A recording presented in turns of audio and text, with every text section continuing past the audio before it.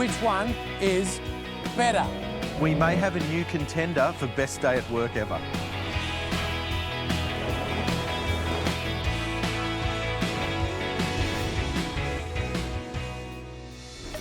You're watching Drive TV, the show where we review all the cars that are new on the Australian new car market.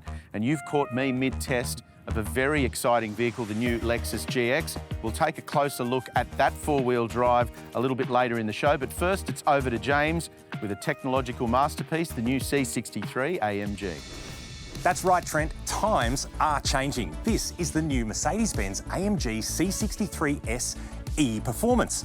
And it has, for the first time, not got a V8 engine under the bonnet. This is a 2-litre, 4-cylinder turbocharged petrol with a plug-in hybrid system on it. And what you've got, well, according to Mercedes-Benz, is a technological tour de force. Is it going to be as exciting and as engaging and as, well, exhilarating as the previous C63? Let's find out. The evolution of the new Mercedes-Benz C63 extends far beyond the change from V8 power. The hybrid combination delivers 350 kilowatts and 545 newton metres from the M139i 2-litre engine under the bonnet, now making this implementation the most powerful 4-cylinder motor in series production. It uses F1-inspired electric turbocharging to eliminate response lag at low revs and when you lift off the throttle. This is supplemented with up to 150 kilowatts from the electric motor and 6.1 kilowatt-hour battery pack at the rear of the car. Combined, you've got 500 kilowatts and over a kilonewton of torque available in a performance sedan. Now, I don't know quite how to explain that in real world, but previously, when we were talking over 1,000 newton meters, Mercedes-Benz had that in an SL65, which was a twin-turbo 6-litre V12. This is a 2-litre 4-cylinder turbo. Pretty impressive stuff. Now, it's worth pointing out that this car is fitted with the standard seats. There is an optional sports seat package, there's an optional carbon fibre interior package and exterior package. But otherwise, the way you see this car here, with the Burmester, with the sunroof, with the wheels, this is standard. So I think in terms of the way that the C63 is packaged, and particularly the pricing, I think it's about $187,000 before on-road costs. Of course, the digital instrument cluster, nice and clear. It's got some AMG-specific screens, and even the head-up display has got some AMG-specific settings there too. So it's nicely built, it's well-featured, and it does feel pretty tech, pretty modern, and pretty clever. But let's now talk about where the cleverness of this car is, which is in that driveline. And I think the best way to do that is hit the road.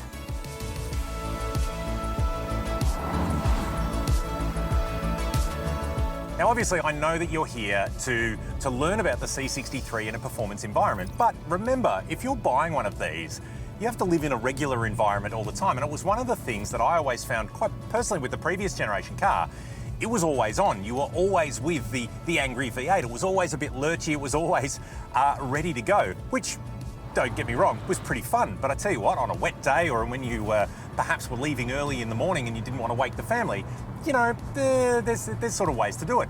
Now, I'm still in comfort mode and I'm picking up speed on these roads almost effortlessly. So I'm going to dial it up a little bit because, you know, that's why we're here. And instantly you can hear the exhaust start to crackle and you can you can hear what we're kind of, I guess, affectionately calling our Forza Horizon tune in-car audio, because it is a little bit fake. But you get the sense that this thing's got some real capability even on public roads. Now, we're coming through a windy little pass here. What we notice on these things, you've got a rear wheel steer on this thing, that it's not able to really feel like there's any loss of traction or any loss of ability, even on some of these tighter corners. And I was tipping it in deliberately a little quickly there just to see what you'd get. There was maybe a tiny hint of understeer, but then the back comes around because the steering adjusts. There was not really too much of a concern of oversteer, perhaps a little wiggle coming out, but then the car corrects. You can push this thing incredibly hard on regular roads, obviously up to the speed limit. But what it means is if you do feel like getting a little bit more out of your C63 and want to head to a track day, you've got yourself a real weapon here. Yes, we all love the V8 noise, But just taking it away, and you would have seen as we were powering through some of those bends, the last thing on my mind was what the exhaust sounded like, because you are pushing this thing and it's egging you to go that little bit harder, that little bit firmer through. You're in the game. You are really engaged with this car. Soundtrack, kind of be damned. Now, I would turn off the in-cabin one because you don't really need it. What it sounds like outside is fine, but what we're seeing is an evolution of the species. And I suppose if you're sitting there thinking, I still want a Mercedes-Benz with a V8, currently you can get one. You can get the AMG GT 4-door, you can get an SL, but for now, with the new C63, I tell you what, don't write it off before you've driven it, because it is amazing. It is new, and it does take you, well, on a journey that I don't think the badge has ever been able to do before. Later in the show, we see the Mini Countryman and take the Lexus GX into the desert just outside Tucson in Arizona.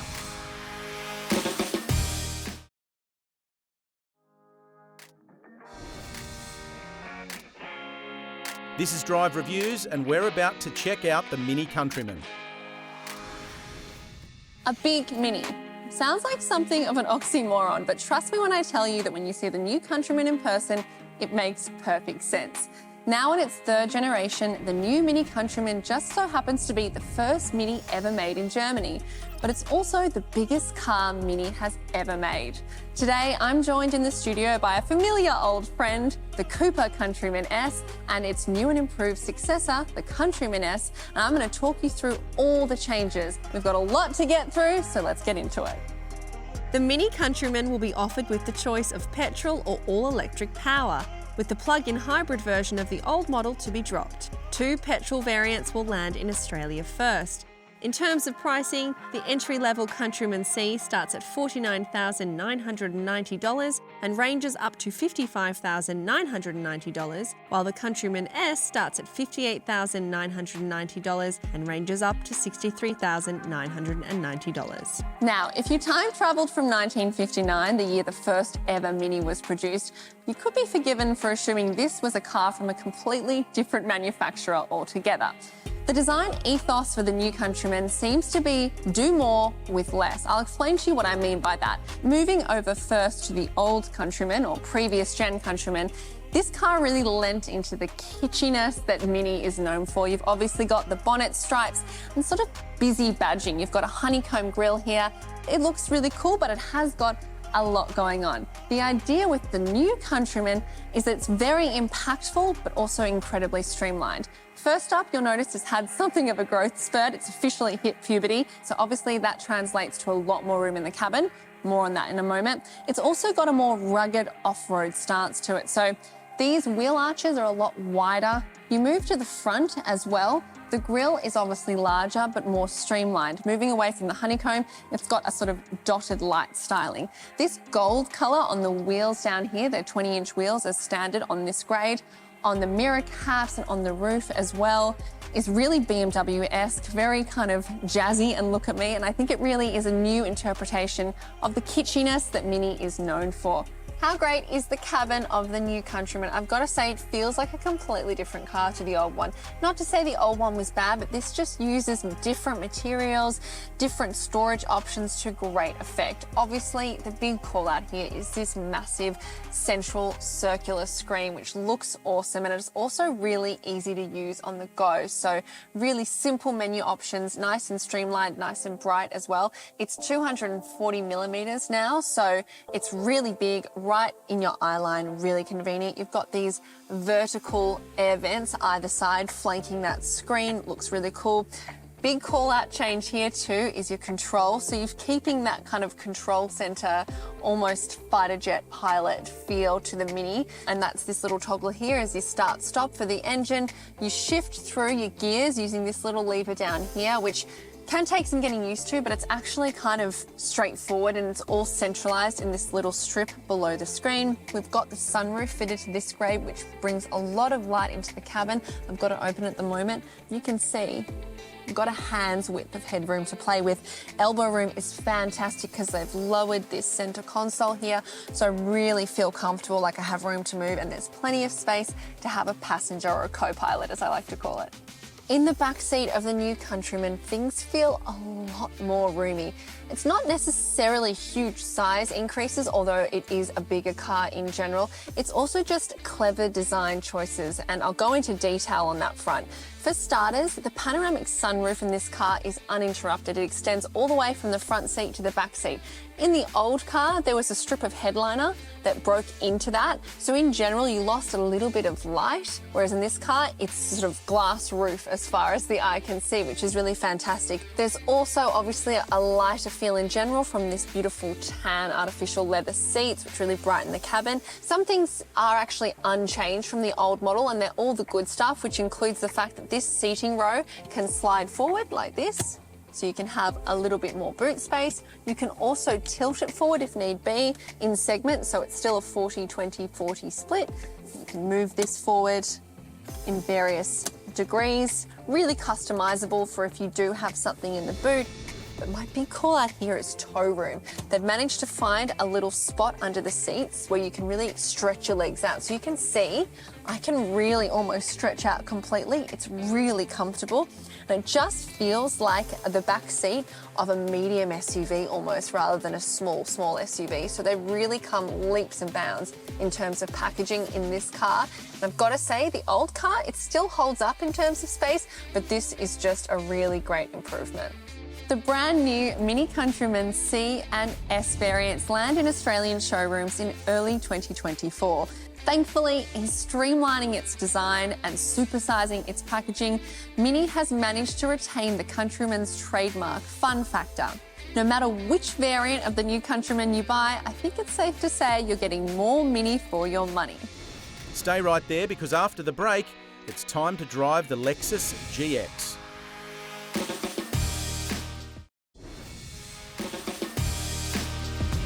This is Drive Reviews, and we're about to test the first Lexus GX to go on sale in Australia. The vehicle next to me is a very exciting four-wheel drive for the Australian market, and it's one that I think Aussie buyers are going to go absolutely crazy for when it launches down under, and it is the new Lexus GX. Now, there's a couple of interesting things about the Lexus GX. One is, it's the first Lexus you're going to be able to buy with all-terrain tyres off the showroom floor, and that's because this Lexus is seriously capable off-road, and that's why we are out here at an off-road course. But the other factor that I think is really interesting, it's the first time you've been able to buy the Lexus GX in Australia. Now, this car has had serious popularity on the American market for some time now, but as I say, it's the first time you're going to be able to buy it in Australia. Also, it's going to launch in Australia before the Prado on which it's based. So that, I think, gives Lexus a little bit of a jump. I suspect that despite the fact that most Aussie buyers look at a Lexus as purely a luxury brand, you're going to see this off-road on video and think to yourself, I could see myself driving a Lexus off-road. We're going to test it off-road, we're going to test it on, but first up, let's take a look inside the cabin. There's a 3.5-litre twin-turbo petrol V6 under the bonnet, mated to a 10-speed automatic and full-time four-wheel drive. Over-trail variants get centre and rear diff locks, and the low-range gearing is off-road focused and capable. Claimed fuel use is 13.5 litres per 100 kilometres on the combined cycle, but you will use more than that around town in traffic. In the US, there's a 6-seat version of the GX with captain's chairs in the second row, but Australian GX will retain a 5- or 7-seat layout. Over-trail accommodates 5, while luxury and sports luxury have room for 7. There's plenty of room in the second row, but consider the third row occasional for adults or taller children. If you're touring 4 or 5 up though, the GX is certainly a luxurious way to get around. A highlight of any Lexus obviously is the cabin, and specifically that insulation and quiet when you thud the door closed, but I'll get to that in a second. First of all, one of the most impressive things about the GX is the visibility, and we're about to head out on the off-road course. The engineers have explained that one of the reasons the front of it is designed the way that it is and the dashboard is as flat across the top there as it is so that you can see the edges of the vehicle when you're positioning it off-road. So it makes it really easy to manoeuvre the GX off-road and know where the front corners of the vehicle are. The other factor that I really like is this huge infotainment screen. It's a touch screen, obviously. You've got Apple CarPlay and Android Auto connectivity, wireless charging, all of those things. Really easy to use, easy to integrate. We have in the past said that some of the older Lexus infotainment systems were a bit behind the pace. This new one is excellent. All in all, this cabin is generally very comfortable, except the third row. Keep in mind that if you've got taller teenage kids or adults to move around, that's pretty tight back there in the third row. First and second, heaps of room. Third row's either occasional or for younger kids if you need to move them around. But generally speaking, the ambience inside this GX is fantastic. This is a genuinely impressive large four-wheel drive from here inside the cabin. You're going to have to get your head around the fact that this Lexus is really capable off-road. Because we've never had this vehicle on sale in Australia, you might have watched videos like I have of the guys over here in the States driving them in serious off-road conditions, but you will never have driven one that way in Australia. You will never have seen one driving like that in Australia. So you're going to have to get your head around the fact that this is a genuinely capable off-road vehicle. And in all of these test situations we're in now, the big thing for me, I think, is how comfortable the Lexus is doing this kind of off-road work. The suspension works particularly well. Ground clearance is good, wheel articulation is excellent.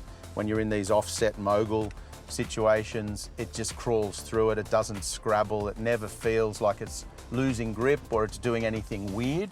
And it's a really, really easy four-wheel drive to drive off-road. The angles that the GX can work on are genuinely impressive, and I keep coming back to the fact that this is incredibly easy to drive off-road. You've got low range, centre diff lock, rear diff lock, and a whole heap of driving modes that make your life a lot easier.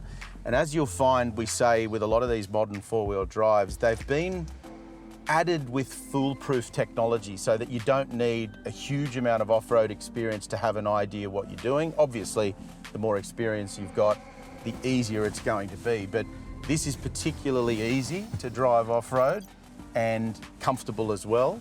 I like the low range gearing as well. It crawls nice and slowly. Probably picked up a little bit of speed there coming into that section, but it crawls really nicely and it does everything that we're going to want it to do off-road in Australia particularly easily. After this short break, we'll return driving the Lexus GX.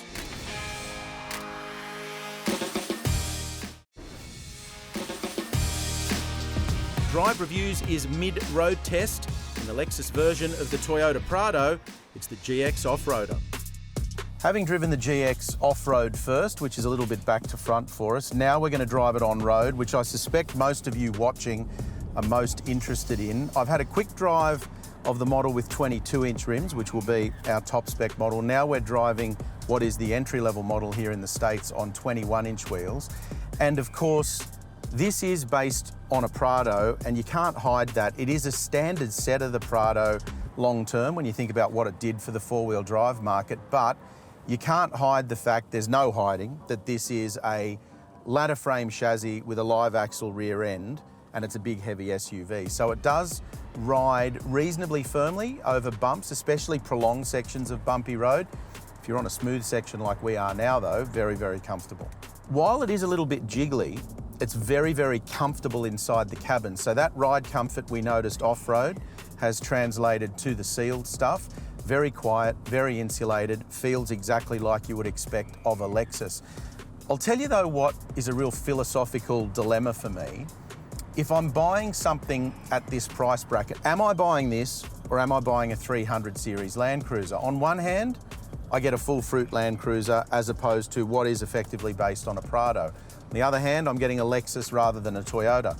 But I think what's most interesting, if you take the diesel versus petrol debate out, the fact that the Land Cruiser doesn't have a V8 engine anymore means there's less reason to go for that over this here, because this has got a really smooth petrol V6, excellent transmission, they work really well together, the drive experience is fantastic. So I think if you're not going out and doing remote area touring where you need to be carrying extra fuel, and diesel makes more sense from a stability and a safety perspective.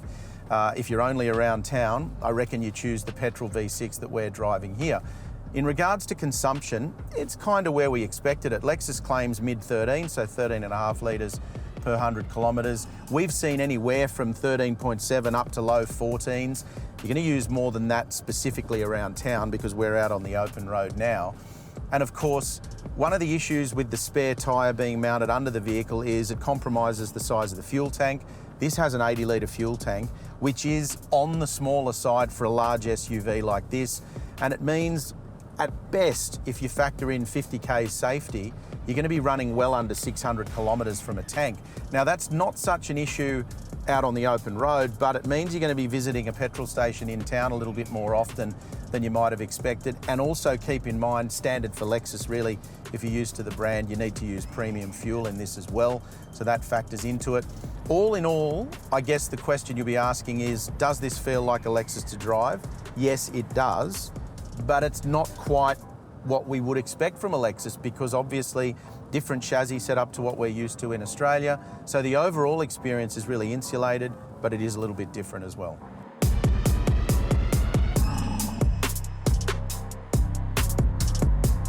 So there are our thoughts on the new Lexus GX. I love the look of it. I think the styling is really going to resonate with Australian buyers. I think they're going to love the retro boxy look of it. We really do like four-wheel drives that look like that. There's absolutely no doubt about that. Let us know what you think in the comments section below. Also too, whether the fact that it's petrol and not diesel is an issue. I know a lot of remote area touring, it's still preferable to have a diesel. And despite the fact that the majority of these are going to live in the city, that could be a factor. So let us know what you think about that. Don't forget to hit like if you've enjoyed the video. Click on subscribe so you stay up to date with all of our latest video content. And of course, the full review of the new Lexus GX. It's over at drive.com.au.